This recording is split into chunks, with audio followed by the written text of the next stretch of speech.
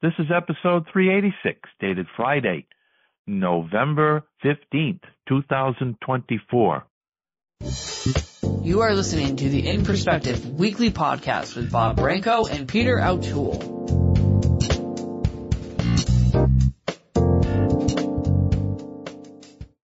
Hi, everyone. Welcome once again to In Perspective. I am Bob Branco. Great to be here today. This is episode 386, dated Friday, November 15th, 2024. We are still waiting for the arrival of Peter O'Toole. Peter, have you arrived as of yet? Okay, I'm sure that when Peter arrives, he will let us know. Let us acknowledge those people who make it possible for In Perspective to be aired, and that would be Raymond Gay, our executive producer. Thank you for editing and producing a quality program. We appreciate that. Also, let me thank our media outlets, which includes our guest, by the way. He's one of our media sources. We'll get into that a little bit later. Thank you for airing us when you do. And, of course, Jacqueline Sylvia, our web designer from JS Web Solutions. She archives In Perspective on my website. All you have to do to find them is go to www.brancoevents.com, arrow down till you get to In Perspective podcast, click on them, and you will see our archives from latest to earliest. I also want to say hi to Deborah Joyce. She is a faithful listener to In Perspective. Thank you, Deborah, for listening to us. We appreciate you. Also, let me thank Cindy for being our host for today and Brad for being our streamer. And because we are being streamed live, let me give out my email address for those people who have any questions or comments about our program. That would be BobBranco93 at gmail.com. That's BobBranco93. That's all one word, by the way, at gmail.com. I just mentioned that one of our media sources who helps us out with In Perspective is going to be our featured guest today. So we're very honored to have Harry Duchesne of the Audio Journal here with us today. Harry, it's a real pleasure having you on the broadcast. Thank you for being here. You're very welcome, Bob. You're very welcome. Happy to be here, too. And let me thank you personally for helping to promote our show. I'm hoping that you have a lot of people who listen in. Oh, sure. I've actually asked listeners, and it is one of the shows they enjoy. Absolutely. I'm a firm believer, even if one person wants to hear a particular show, I want to make it happen. Well, we appreciate that very, very much. And we hope it continues for a long, long time. And we hope the listeners keep listening because that's half the battle. That's correct. So tell us about Audio Journal. What kind of a service does it provide for the listener?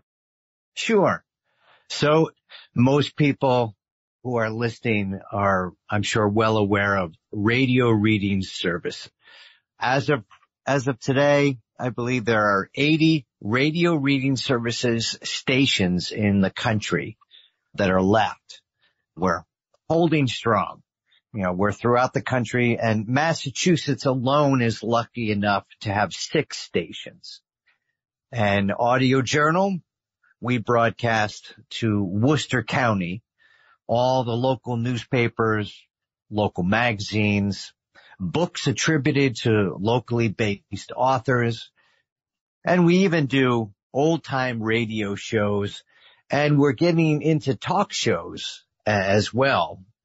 And one of those talk shows, other than yours and Council Connection, is a show here in Worcester called Talking Topics with one of our volunteers who's blind, living with blindness and autism. He has a show, Talking Topics, where he interviews local folks. And that's wonderful. Yeah.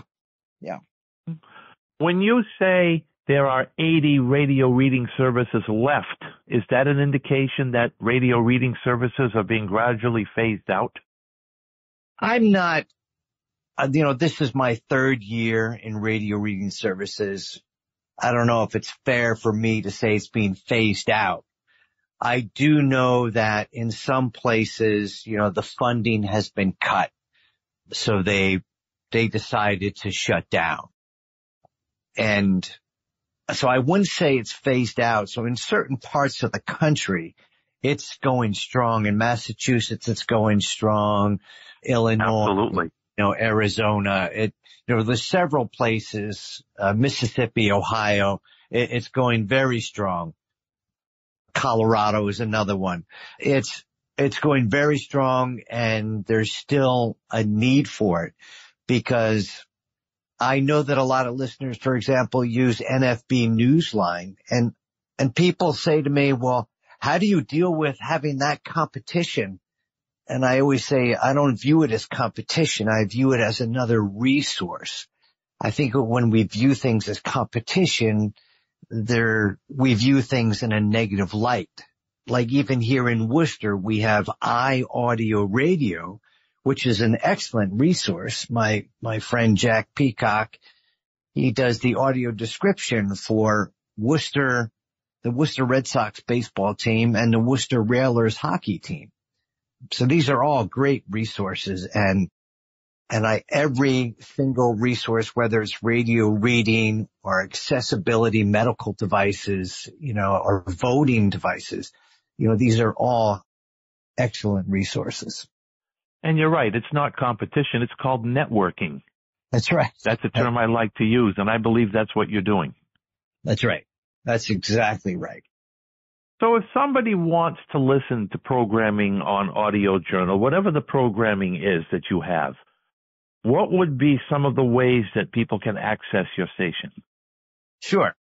First and foremost, we still have what I call the old school method. If someone does not have internet, we provide a free radio receiver, which is an asynchronistic or terrestrial signal, which means that you get the signal from the local airwaves from a local radio tower. So that's for those without internet. We can provide a free radio receiver. They turn it on at home, and it is linked specifically to the frequency of Audio Journal, because we borrow a frequency from a locally licensed FCC radio station, and they allow us to borrow a frequency off their radio tower. So that's number one. Number two is a landline. You can call a landline number, and you can listen to Audio Journal all day long just on that landline number. And I believe that's also one of the ways you can listen to NFB Newsline. Then there's the internet. So you go to our website, audiojournal.org, and hit the play button or scroll and access the website that way. Find the play button, and you can listen to us 24/7 that way.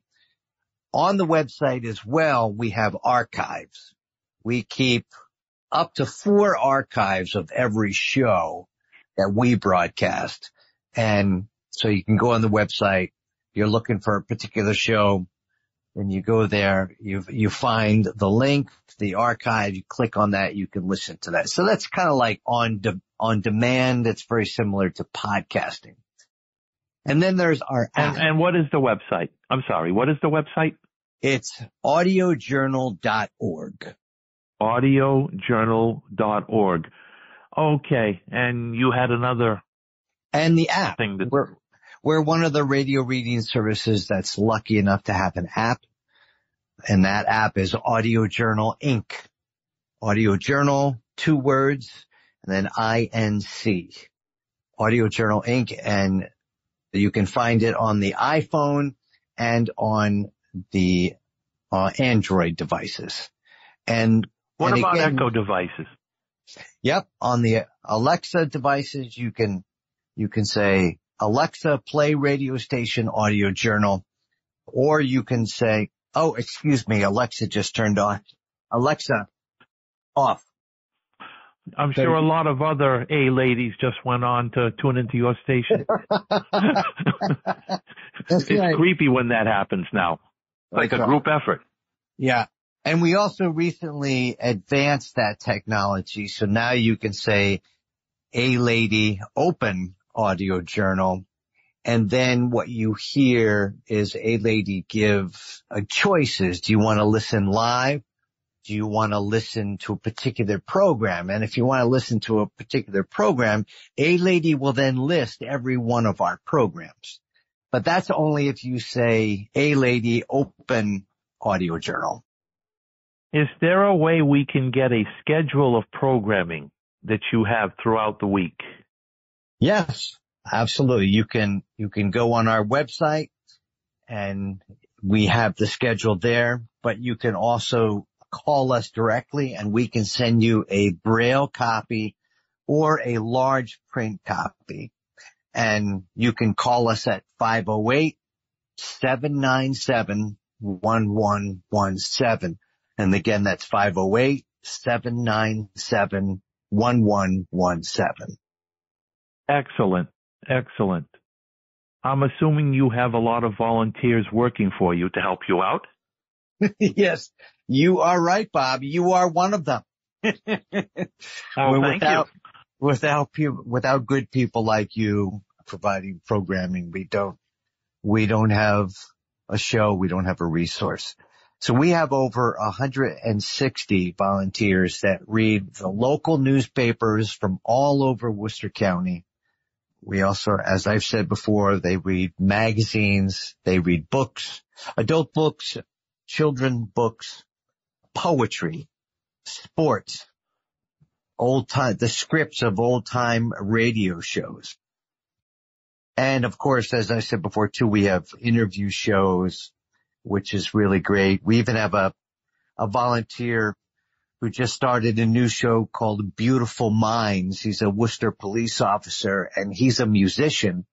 So what he does is once a month he interviews other local musicians and they even, share their music on the interview. And that's pretty cool. That's called Beautiful Minds. I wonder if he's interviewed Steven Tyler from Aerosmith. I know. Or James Taylor, right? Yeah. Well, it sounds like you have a very, very worthwhile service for blind people, and it's great that we have a chance to listen to shows and stations like what you have, because it gives us more insight, more things to think about as a diversion from all the news and politics that we have to go through. This gives us a great outlet to be able to branch out and just relax and hear some other forms of programming that we enjoy. That's right. And again, getting back to our roots, one of the reasons why stations like us started is the local news, the small newspapers from all the local towns reading about the local stories, the local political stories, sports stories, the local heroes of the town. Because you can't get that from the big newspapers, the New York Times and the Boston Globe. They won't tell you the small town stories. So and we still do that, which I'm very proud of. Yes. Harry, you mentioned to me several weeks ago when we were planning this guest appearance for you that you are very familiar and have experience firsthand with a program called Dining in the Dark. And I've heard a lot about Dining in the Dark for a long, long time. I've never participated in it. I think I understand the concept of it, why it happens, what sighted people and even blind people learn through that experience. Could you describe for us briefly, before we get into your involvement with it, what is the purpose for Dining in the Dark? And if you know how it started, we'd love to hear how that happened too. Sure. Well, I wish I did know how it started, but I don't. But I need to tell, there's two types of Dining in the Dark that I'm aware of. The first one is a gimmick that organizations that serve people who are visually impaired and blind, it's a gimmick they use to raise money. And yes, I have used it once, but I will never use it again because it is offensive and insulting to the visually impaired and blind community. while I wanted to just say, I don't mean to interrupt you, Harry. Please forgive me for that, but I'm glad you brought that up.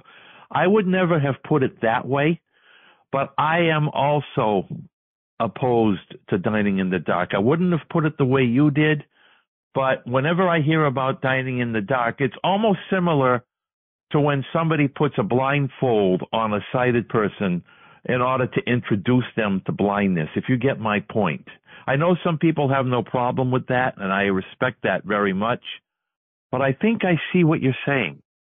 yes, so that's the first context and I'll get back to that, but that's the first context. The second context, and this is more well known in the sighted community, there are restaurants that I know of in both the United States, the United Kingdom, in France, Australia. I'm sure it's in other places. It is a gimmick to get people to come to their restaurant. They will actually use blackout curtains, which are very, very thick insulated curtains, to cover up any windows. They will actually paint the windows with black paint to not let any light whatsoever in the area where people are eating. And they will turn off the lights completely. So you come to this restaurant and of course, the staff who are preparing the food and serving the food, they are in rooms that are well lit for them to be able to have light to do what they're doing. But the people who come into the rest of the restaurant, it is completely black and completely dark. And it's a dining experience for you not to highlight blindness, but for you just to get to know someone by talking with them instead of looking at them. So again, it's a gimmick, but it's a restaurant gimmick, and it's not related to blindness. So those are the two contexts in which I'm familiar with dining in the dark. And going back to the first one, again, there are, when I was younger, I'm in my 60s now, but when I was younger, living up in the city of Buffalo, New York, I went to a Dine in the Dark event, and it was actually, I found it to be very informative, and I think they did it the right way. And I think it can be done the right way to raise awareness and to raise money. And what I mean by the right way is they had the state commissioner for blindness. They had several politicians at the event. They had several individuals who were blind and visually impaired at the event. They had several caseworkers at the event. And so the event was to raise awareness about blindness. And they did ask everyone while they were eating to put on the blindfold, but they also explained, tonight we're going to learn what individuals who are blind and visually impaired, what they prefer to hear from your server or your waitress. Like, sir, your mashed potatoes are at 12 o'clock on the plate, or your steak is at 3 o'clock. Your green beans are at 6 o'clock, et cetera, et cetera. And they also talked about other resources in the community for blindness. So that event, and it was a dinner, that event was filled with information. It was filled with respect. Yeah, that's interesting. And it was really well done. As when I did it in Worcester, and it was my very first fundraiser, and I came on board. It was my first year at Audio Journal, and someone said to me, "Oh, we definitely have to do this. We've done it in the past. It's a fun gimmick. It's fun for people to come and raise money. They have dinner and they have a good laugh." And so I went along with that. And then I started listening to some of my friends in the community. And I want a shout out to my friends Mary and Nona and Sharon, who helped me realize that, it is a gimmick and you can use it as a fundraiser, but it can be insulting.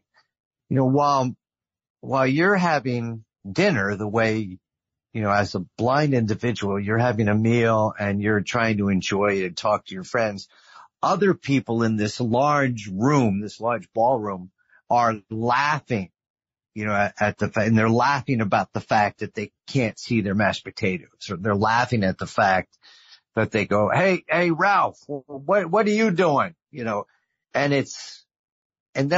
so I went through with the event, and we had good music and good food and it was a good sense of community. But I realized shortly afterwards that, you know, I don't like this. And I'm visually impaired myself, but I still have enough vision where I can't drive, but I can walk around.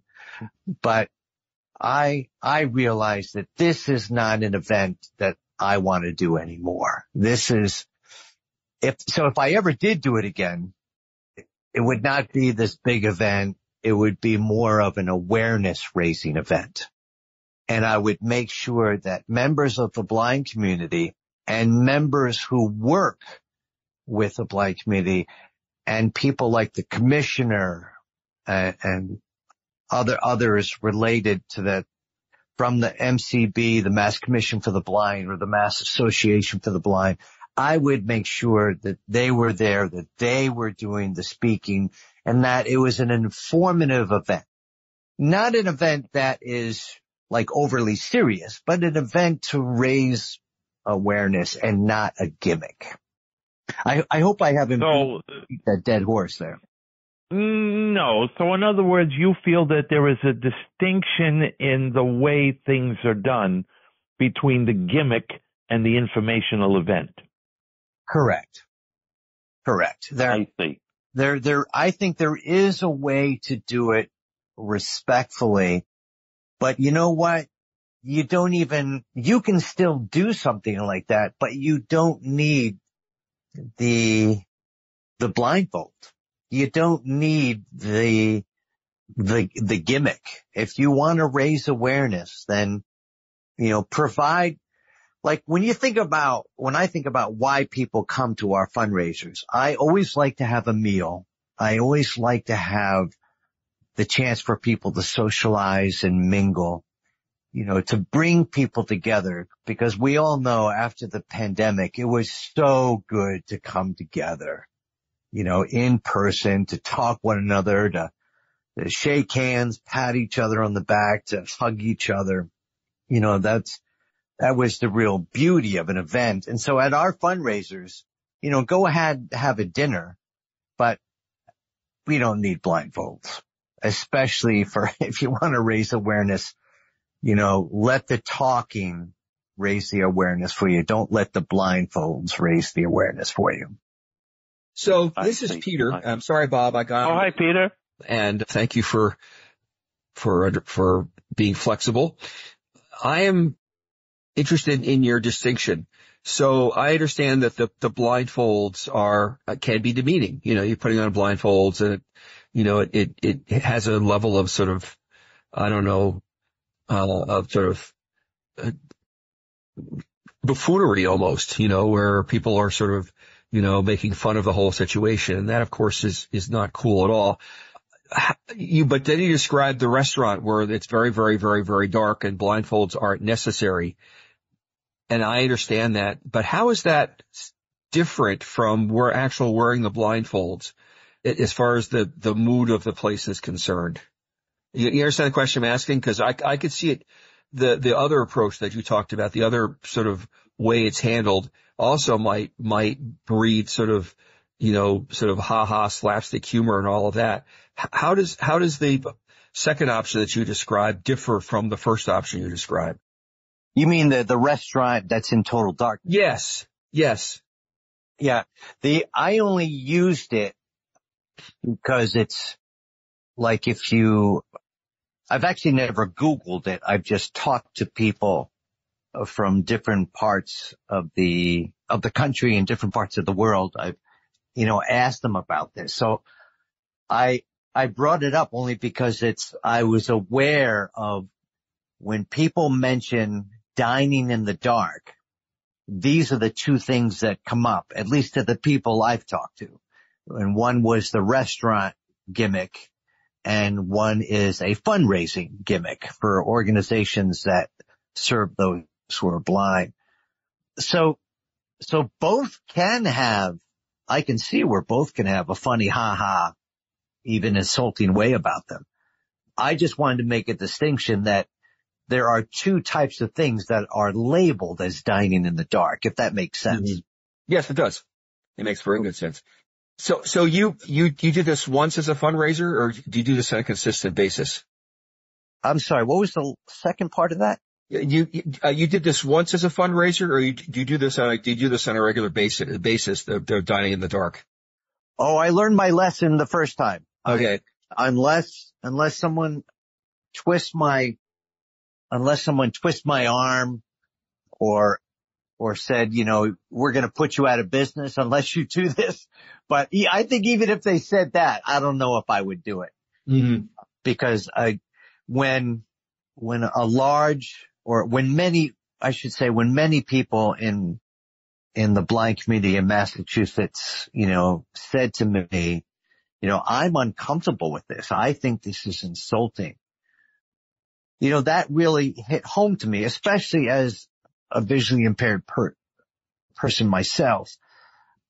That was important to me, because we need to be respectful of the people we serve. And that means a lot to me.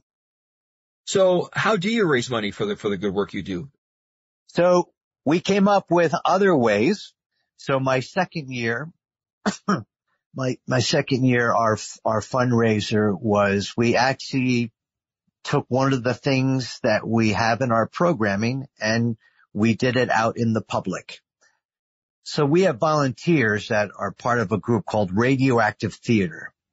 And what they do is we give them scripts from old time radio shows or old time theater shows from the 1930s and 1940s. And we act it out, not just reading the script with, special intonations but also with sound effects to make it more fun and more corny and more funny, just like the old vaudeville acts. So we took that program and we brought it to a local stage, a local ballroom with a stage at Holy Cross College in the city of Worcester. And we put on a show, and the volunteers practiced for months on this show. And we did it live with both blind audience and a sighted audience. And it was wonderful. And it was so nice just to take something we do on a regular basis and bring it to the public and use it as a fundraiser. It was so enjoyable. And this year we're doing a variety show.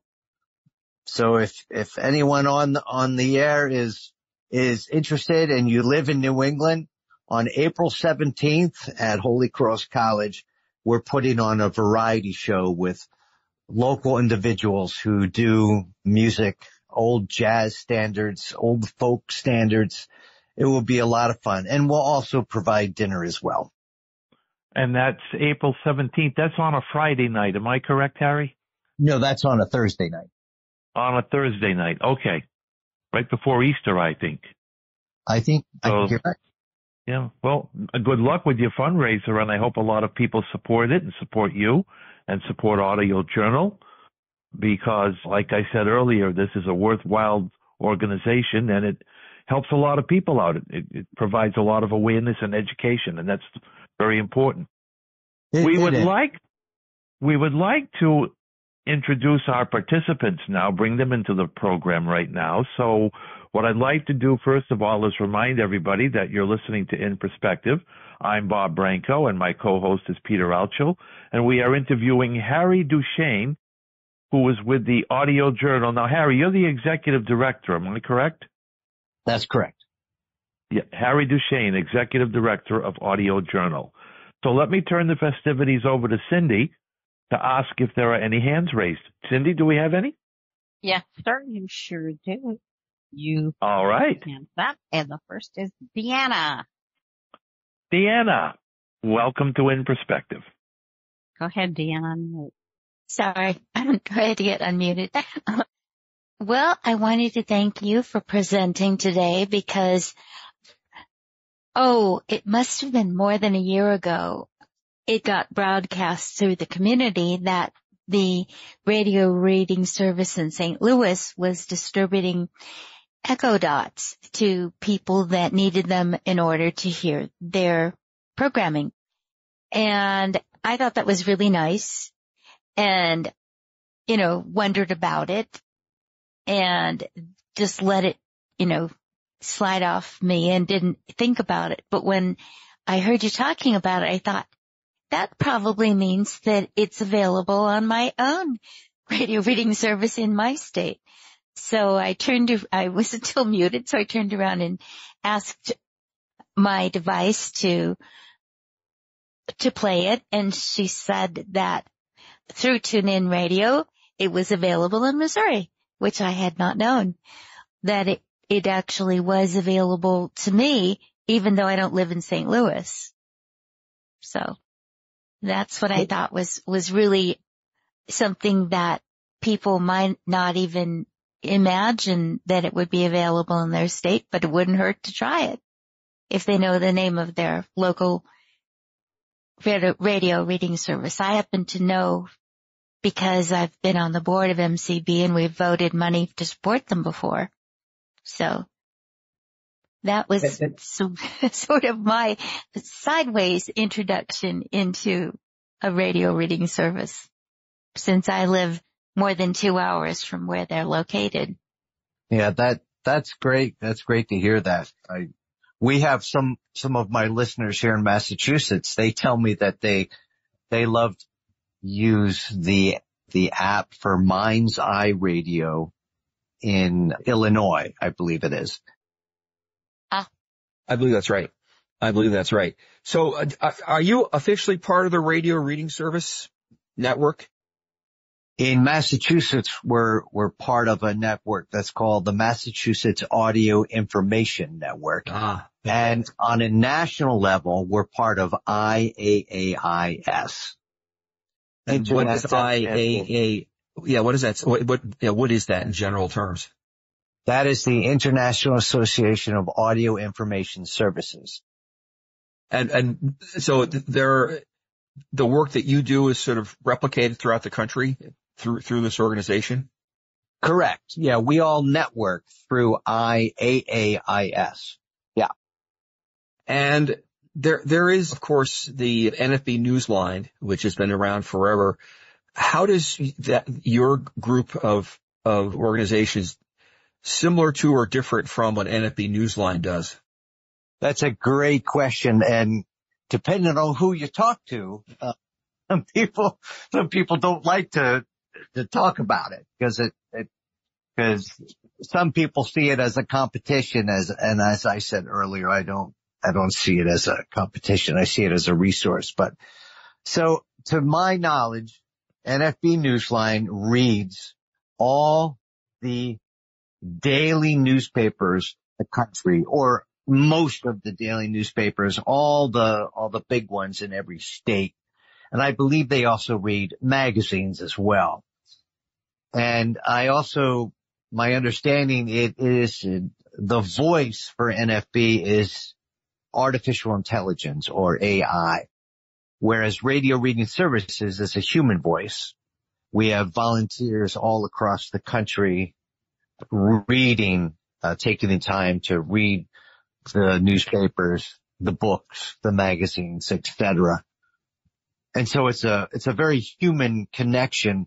I always like to say at Audio Journal, but I know it's the same at other radio reading services, that we serve two populations. We serve a large population of listeners, but we also serve another fairly large population of volunteers. This work is very, very meaningful to many of these volunteers.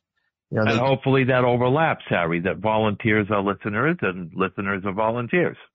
it actually does, Bob. Thank you very much. I'm trying to get used to AI. It's a gradual process, but it's quite an adjustment here, believe me. Yeah. And arguably some of the new AI is so good. I've heard it before, like eventually AI is going to take over all the radio reading services. But one thing it can't replace is that human connection that this work is so meaningful to the volunteers, and that when a listener hears a human voice even make a mistake, and then keep going, they know, okay, this is nice. This volunteer is doing this. They're doing it for themselves. They're giving their effort. They're making an effort. But they're making an effort. That's right. Deanna, thank you very much for your contribution. We appreciate it as always. Cindy, who do we have next up? Sharon. Hey, Harry. Sharon? There she is. Hey. There's some Worcester people on here with you. I wanted to add about the human connection, because I remember when I worked at Mass Commission for the Blind and I would introduce people to Audio Journal, there would be people there who might have it on all day, and they might not be listening attentively all day, but having that human voice that they knew was somebody who cared about them, even if they didn't know them, was really critical. And Newsline is a great service, and I use it all the time, but it doesn't do the same thing, And how are they different? I mean, when do you listen to Newsline and when do you listen to Audio Journal? Well, yeah. Newsline is text to speech. So it is a computer voice, whether you're listening on landline or whether you're listening on the app, and it doesn't get the real little local papers that Harry was mentioning earlier, because it just can't, so it's just a different experience, and they're both valuable. And I was wondering, Harry, whether you're getting anybody who is maybe not blind or low vision, but has a print disability of some other kind who are listening. Do you have any way to know that? Yes, I do. And it's just from the networking. Mm-hmm. And thank you for asking that question, because when I give presentations, it's, sometimes I forget to mention that we do have a print disabled audience. So for example, people who are paraplegics, people with brain trauma, people with Parkinson's whose hands shake so much they can't hold a book or a paper. Mm-hmm. And when I've networked with local organizations in Massachusetts, such as Seven Hills and Open Sky, and talked to them, and then even talked to some of the local directors of group homes, when they have found out about our service, they actually enjoy listening to it, because they're not and I'm referring to people who aren't comfortable picking up a book or picking up the paper. They would much rather listen to it. Right. I know that people need the Audio Journal for obituaries, for one thing. Right. Also for grocery flyers. That is helpful to some other people. So I'm glad to know that you're getting listeners that are in addition to the blindness population, because I think the more people you serve, the more likely it is to get funding and stay going, That's right. Yeah. That's right. Thank you. Well, thank you, Sharon. Thank you, Sharon. You're welcome. Okay. Yeah. And Sharon, right. Can I tell them about what we did recently? Yes. It's all right with me. Yeah. So I think Mary's on too. So yeah. Hi, Mary. So Sharon and Mary came to the studio, and I had two interns in the studio from a local graduate school who are studying to be pharmacists. And Sharon and Mary came in and they talked about their experiences with accessibility and their experience with hospitals and doctors and pharmacists. And it was very, very informative. And I will be sharing it with other media outlets. It was that good. So thank you for that, Sharon and Mary. Okay, folks. Well, thank you, Sharon. We appreciate your contribution. Cindy, do we have anybody else? Yes, you have 3 hands up. Deborah, you're next. Oh, good. Deborah, hi. Welcome. Hi there. Thank you, Harry, for your presentation. This has been really good for me to hear. We used to have here in Canada the radio reading service, which unfortunately we don't have anymore, but we do have, excuse me, we do have AMI TV, which is really, really good because you get to hear people narrating different articles and things like that. We do have other blind and visually impaired and other folks on the, on the service, and it's been really good. And I found it interesting to hear that you had been doing some work with Dining in the Dark. We did something like this with one of our Lions clubs, and we, of course, the lady in charge, who was also totally blind, it was her Lions club, so I didn't really have any input into or make any suggestions, but they didn't tell the Lions members what they were going to do. She just said, "We have a surprise for you tonight," and turned out all the lights. And of course now, some people were kind of in a panic, and it was up to us to sort of reassure them and try to help them through it. But we had a restaurant here, I think it's still there, in Toronto, Ontario, Canada, called Own War. And it was, I think it was started in Europe. I don't know the ins and outs of it, but it was started, Dining in the Dark was started somewhere in Europe.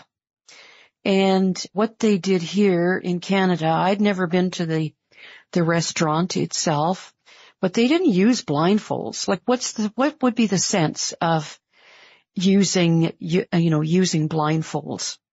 And what they did was the blind and visually impaired servers, they just, yes, there was a big curtain and there was a couple of steps for the person to take your sighted customer down, and the blind person was also very aware of how to help a sighted person who's in a bit of a panic.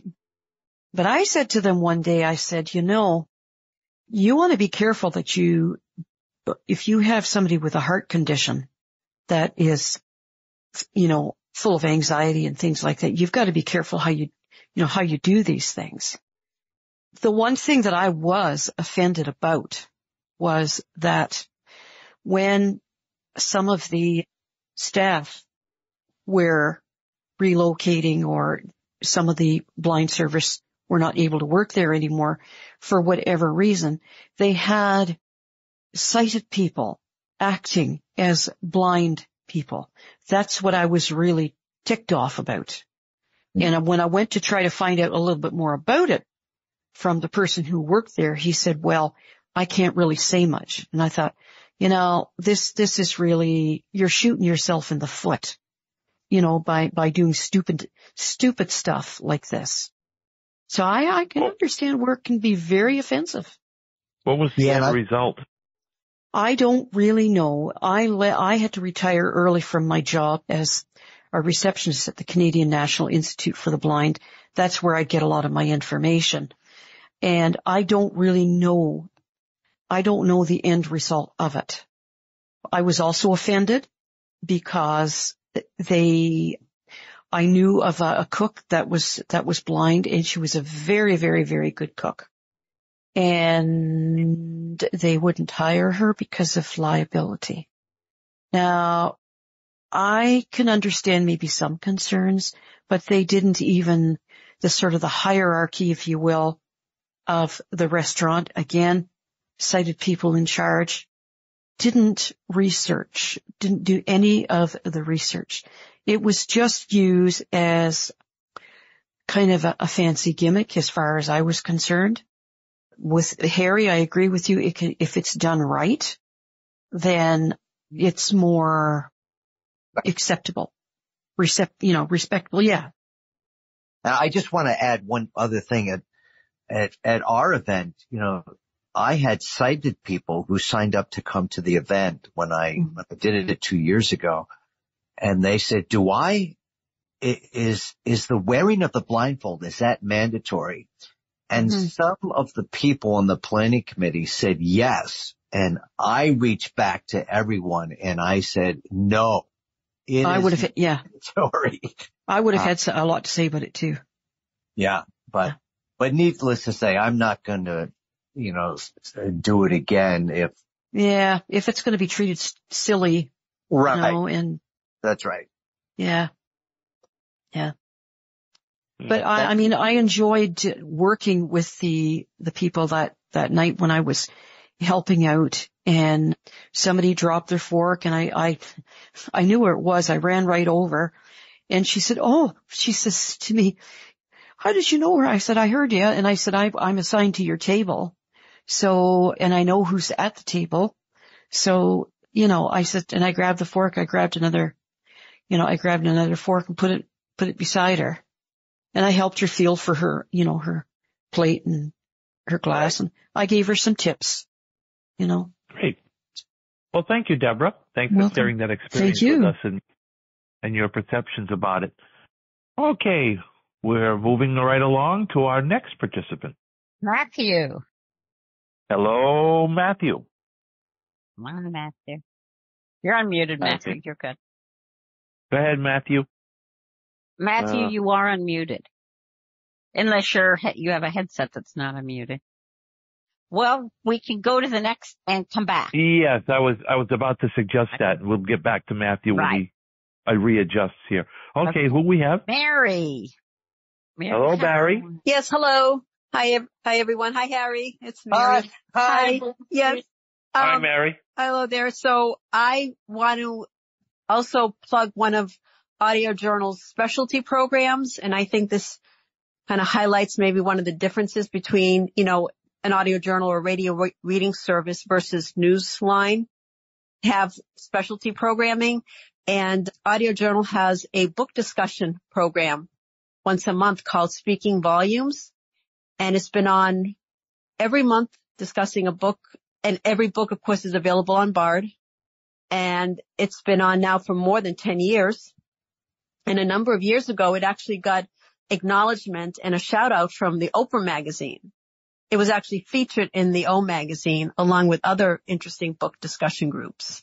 So it's great. And it's an opportunity for people to read a book well in advance and then to be able to call in if they want and talk with the people who are conducting this discussion and give their input.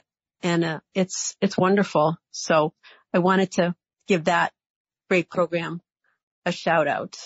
And thank you, Harry, for all you do for Audio Journal and, your initiatives for the radio reading service. Well, thank you so much.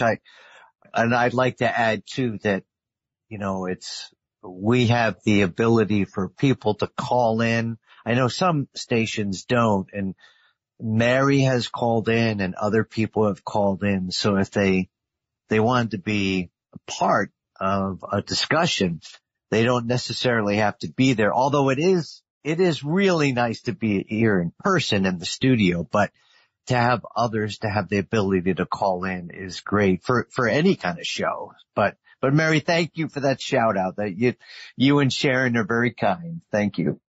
You're welcome. Thank you, Mary, for your participation. Matthew, are you all set? No, he is not. Oh, okay. Do we have anybody else? No, sir, we do not. But now that I said, all right, okay. Invariably, somebody will raise their hand. Okay. All right, just feel free to interrupt. Nona Heroin has her hand up. Hi. Hi, everybody. Hi, Harry. Hello. I had to get in onto this as well. So, I don't know. hello. So I have a question and a comment. So my question is, we talk about radio reader service here in the United States and obviously what happened in Canada, but do you have a counterpart that is like in Europe? Is there something equivalent to this in Europe or anywhere else in the world, actually? Is that a question for me? Yes. So what I have found out is, and this is very telling, and I guess people just go to Google and find this out, but Audio Journal has volunteers from Australia, Germany, the United Kingdom, I'm trying to think of what other country, and of course various states in the country. And they call me or they email me and say, "Hey, we'd like to volunteer." And I say, "Well, isn't there radio reading services in your country?" And they say, "If we do, I've Googled it and I can't find it." Or they say, "We used to have it." And I believe, I'm fairly certain that the United Kingdom, that England has it, but I don't know about the other places. That's a great question. And my comment really is, besides, the things that Mary and Sharon had mentioned, I think it's important to note too that what Harry has really brought to Audio Journal is the connection with the community, specifically with the colleges and universities that we have here in collaboration, specifically with designing accessibility in mind with, for example, our local art museum and our ecotarium, so that people with a disability, specifically blind or low vision, can access both a museum and an ecotarium. So we're looking forward to being part of that continuation of that testing too. And again, that's on you, Harry, because you really, kind of reached out to the community to form that kind of partnership. Well, thank you. Thank you so much. Yeah, it is very important. I also want our listeners to know that Nona, Mary, and Sharon and I did not talk about this beforehand. No.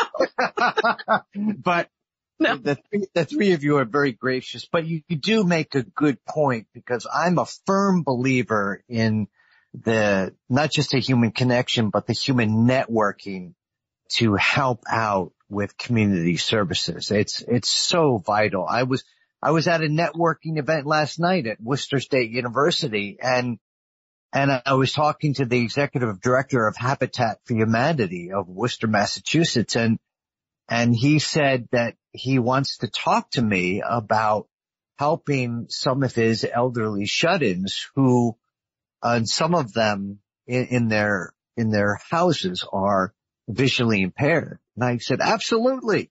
It's so important. So you're very right.